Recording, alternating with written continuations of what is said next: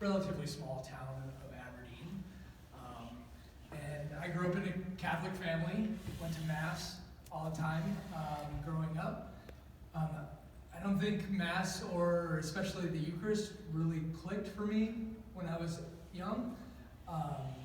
Because, I was always taught it's the true presence, it's Jesus' body and blood, but I don't think it really ever sunk in. So when I was going through confirmation, I had to go to a retreat up there called Search. I think it's via Tech here. I think it's very similar.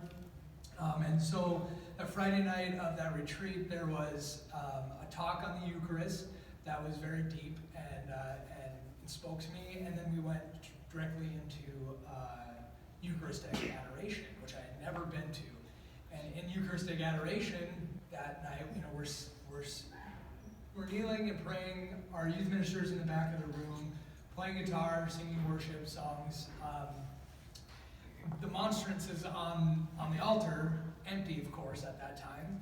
And I thought, I had never seen one of those before, but I thought it was beautiful. And so the priest comes out in his vestments, and we're going through exposition, and he goes to the tabernacle and pulls the Eucharist out and goes and slides it into the monstrance. And the minute it entered into the monstrance, it just illuminated. Like what I thought was just this beautiful monstrance already, just all of a sudden was glowing. And in that moment, that's the moment it clicked for me, like, oh my gosh, this is what it's about. And so that was a big moment for me in my faith. From that point on, I went to college. I was not the perfect person in college. I had my fair share of indulgences in college, and my faith was kind of up and down. But even still in college, I was going to Mass with the Newman Center. I was involved in the Newman Center. I actually even had a group of guys from the fraternity that I lived in that we would go to Mass together. I went to the South Dakota School of Mines, by the way, for engineering, so that'll be important here in a minute. I graduated college, I moved to Omaha to work for Cargill up in Blair. I'm here for about six years, and kind of fell away from practicing my faith. Just lost that fire, right? And I was going to Mass far less frequently, and I was going out to the bars, trying to meet girls, and it wasn't going well, by the way. So, at some point in time, I started thinking, okay, I need to put that aside, trying to find a girl for my life, and really just focus on me, and also focus back on my faith. And I started going back to Mass more regularly, and it was not long after that all of a sudden, surprise, God drops this beautiful girl in my life. And we started dating, and now, and once we started dating, we started getting to know each other.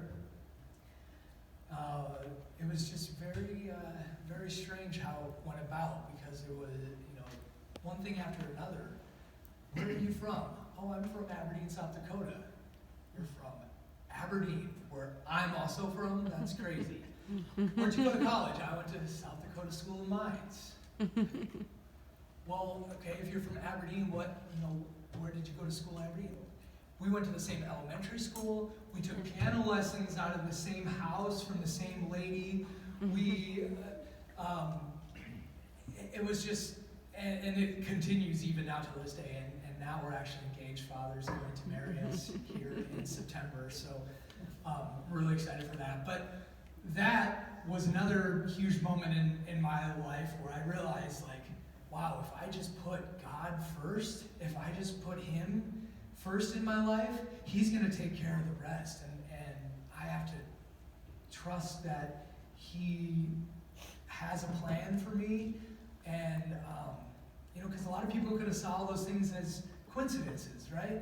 But there's no way that all that's coincidences. You know, he had a plan, and he had a plan for my life. So yeah, and actually, it continues even a little further because my fiance Roy isn't Catholic, and so you know, after we were dating for a while, you know, we talked about faith pretty early on, and she knew I was very strong into my Catholic faith. So I eventually convinced her to start coming to Mass with me. And so at the time I was going to St. Vincent de Paul because I lived very close to there.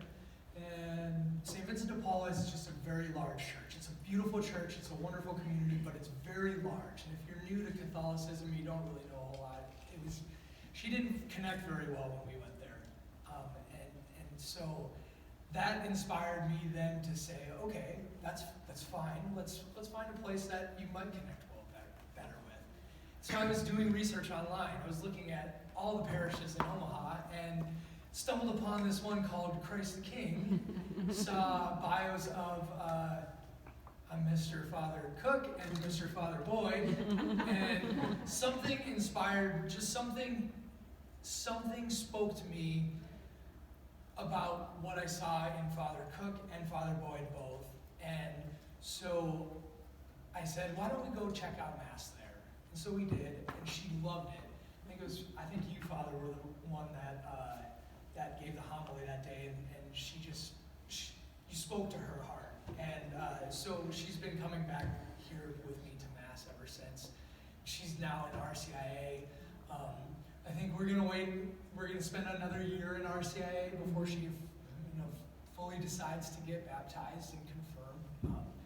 But it's kind of led her to also deepen her faith as well. So it's everything in my life, it seems like, has led to this. And hopefully, I know that it's only